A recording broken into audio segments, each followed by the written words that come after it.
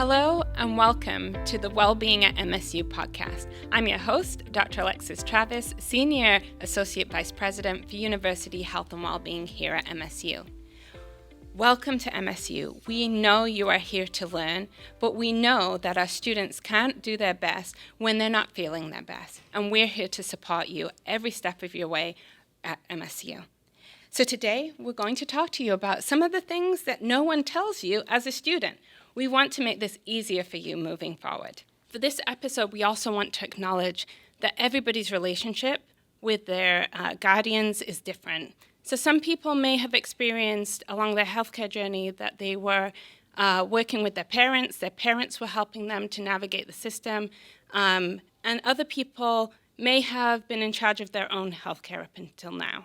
No matter what your situation is, whether you were working with your parents or in charge of your own healthcare, we want you to know that we have resources and services available to you and that we're here to support you along the way. On today's podcast, we have 3 guests. First up, we have Beth Malsheske, nurse practitioner with Campus Health Services. Beth has been a physician assistant for 21 years, 17 of which have been here at Campus Health Services. She specializes in primary care with a focus on gynecology.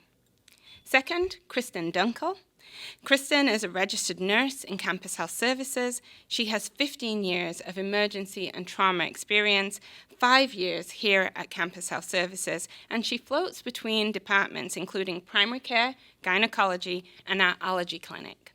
Lastly, we have Jessica Oyoque-Barron, and she's a clinical social worker at CAPS, who's joined Michigan State University from Texas and has over 11 years here at MSU, 6 of which are at CAPS.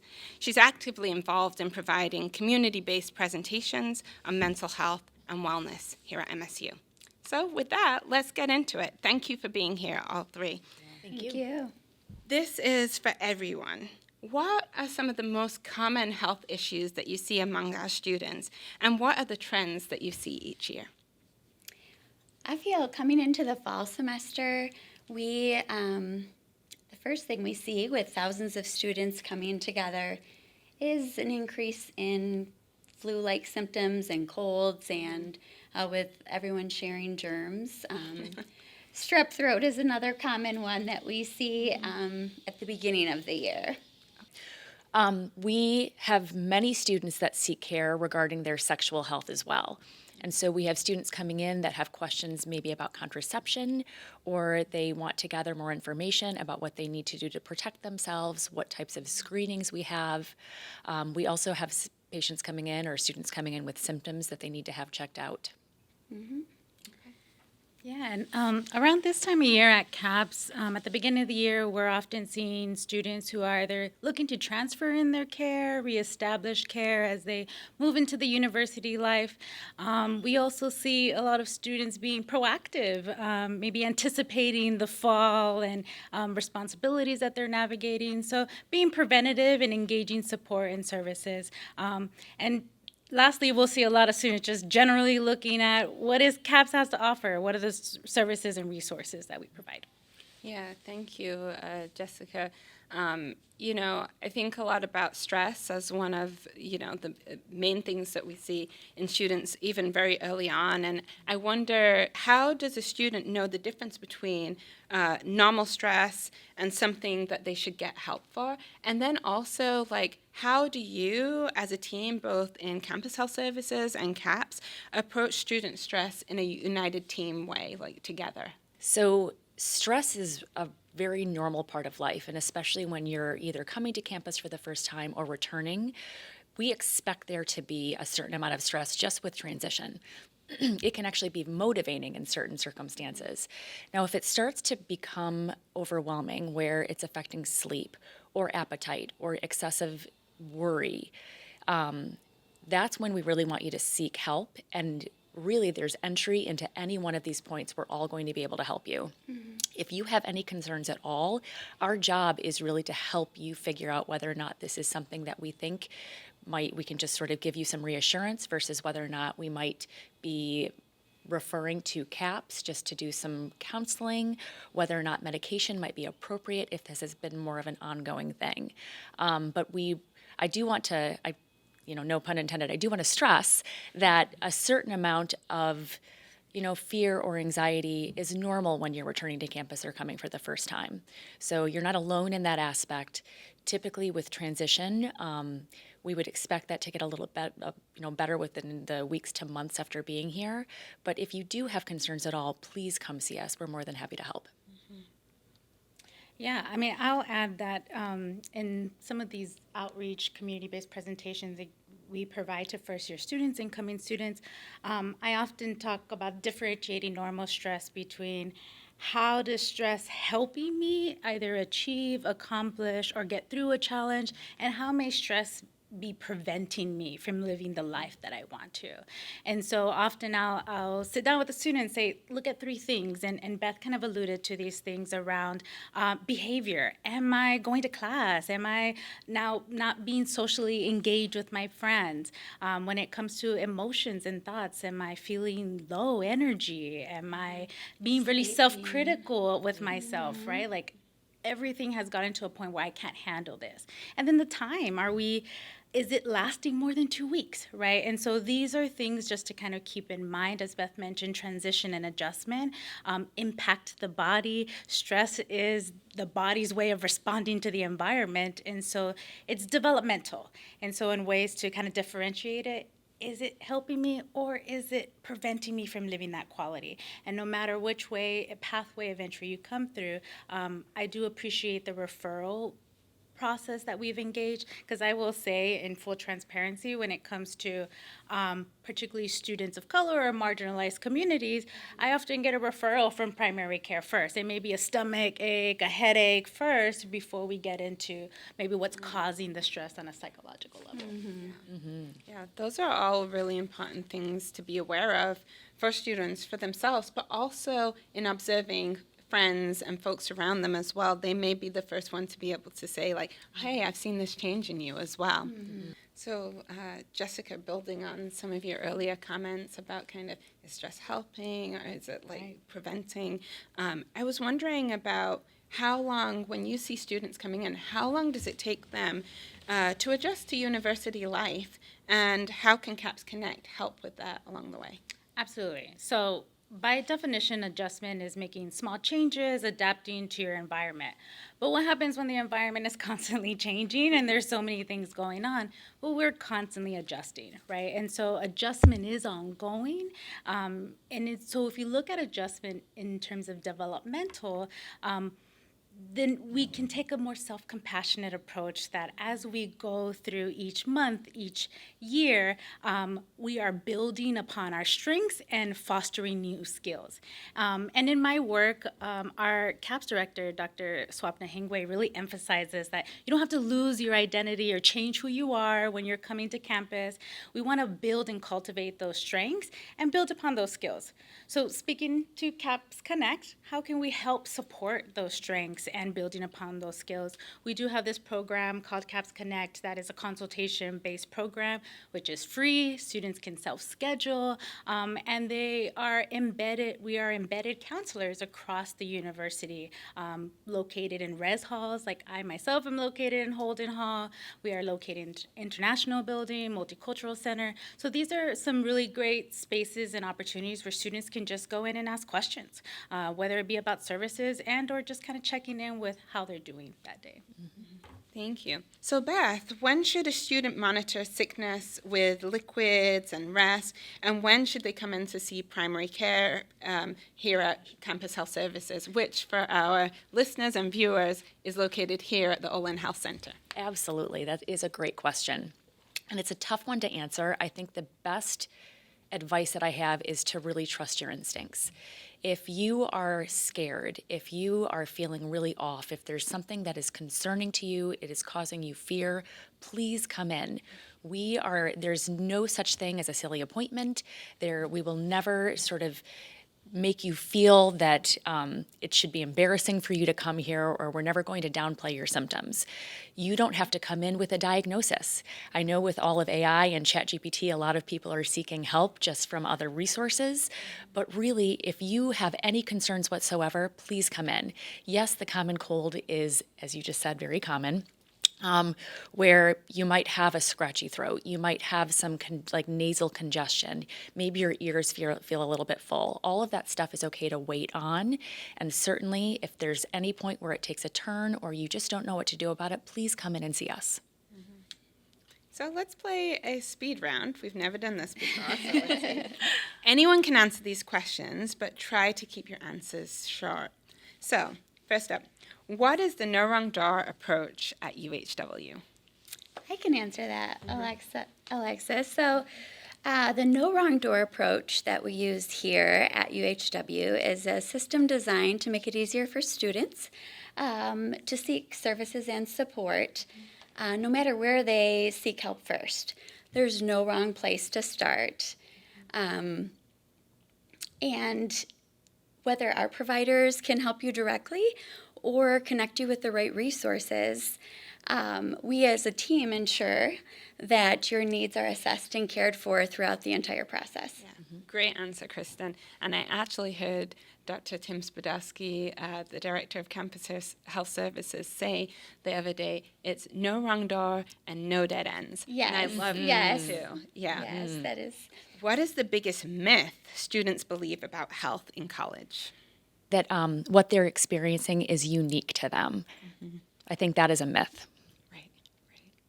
Any other ones? I think I'll just echo what Beth was saying. Like, when it comes to, follow your gut, your intuition, you know yourself more than anyone. And so when it comes to health, everything's connected. And so there is no wrong way. If we're feeling a stomach ache, go, right? If we just need to kind of decompress and talk to someone with a different perspective, go.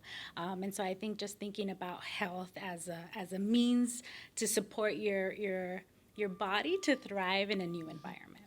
Yeah, I think both of those are, very strong answers. I will also add that one thing I've heard is someone else needs help more than me. Right? And so they don't want to take up those resources. What is a red flag you wish students didn't ignore? I think you talked about stomach aches and things, but I don't know. Sleep. Yes. I think That's a huge one. Yeah. Really big one. Sleep. Our brain will not be able to do the critical thinking, the executive functioning, the emotional all those things without sleep. And of course, food, but sleep is very crucial to just being able to sustain ourselves. Yeah. Just taking care of yourself as a whole, every part of it.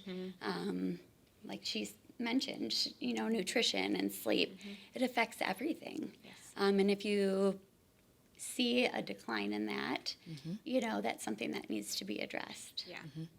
I would say please don't downplay your symptoms. If you have any concerns whatsoever, please listen to your body and listen to that and schedule an appointment. Yeah. Great. And then when it comes to health, what do you think that students may feel pressure to hide from providers? So, that is a great question. I just want to emphasize to everyone that what we specialize in is student health and adolescent health. And the more information that you're able to give us about maybe your sexuality or experimentation potentially with drugs and alcohol, the more information that you can give us, the more we will be able to help you. This is an absolute judgment-free zone. And so please feel free to divulge all information to us so that we can better serve you. I love that, judgment-free zone. And at this point, after 17 years, there's really not anything that you haven't seen, right? There's nothing, absolutely. So can Campus Health Services provide STI or sexually transmitted infection testing? Yes. MSU students can receive confidential testing by appointment for HIV and other sexually transmitted through our primary care clinic and gynecology clinic here at Owen Student Health. Yeah, and I like that you really highlighted that those services are confidential. Can you say a little bit more about how we do protect that confidentiality if somebody's not aware as a student coming in, what the options are available to make sure that stays kind of private to them? Sure. So,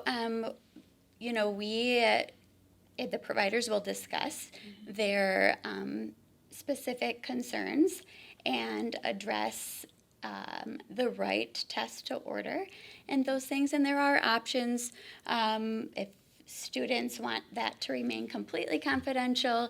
We do have self-pay options and that sort of thing to ensure that what is talked about in the room stays in the room and goes nowhere else. Yeah, that's great. Thank you so much for expanding on that. What should students know about mixing alcohol and medications? There are medications that do interact with alcohol, and there are many that do not. So please ask us if you have any questions at all. We're not going to judge you. We're not going to automatically tell you that, no, you must abstain from alcohol while taking this medication. We will be very honest with you about that, so please ask. But one thing that I have found helpful and for students to refer them to is an on-call nurse if they're out and about or if they had an interaction while they're taking medication, they're taking a substance. And I've had a couple students report positive experiences with that resource just to kind of get some reassurance or clarity around that. So I echo what Beth said, ask questions always. Yeah, and if there's any questions, whether or not you should come in for anything, you can call and we'll be able to direct you. Yep. Yeah. Information, advice is available to you, and we want you to access it.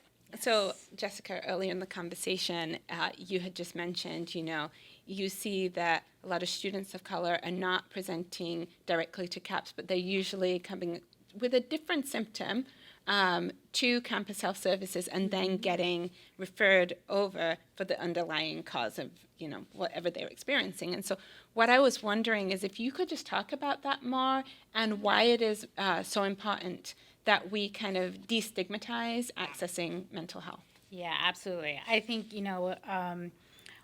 there's a historical context to that. There's a cultural context to that when it comes to how cultures view mental health and mental health services, but also how aware they are about what is going on with them in a space, right? And so I think often we can be aware of physical symptoms, right? I can be aware of a headache, but I may not be aware of the compounding stress that may have created that headache, right? And so I think when we see students coming through in that capacity, there is a lot of psychoeducation, there is a lot of normalizing the therapeutic experience as a space to deconstruct what is going on physically, mentally, as they're kind of navigating this environment.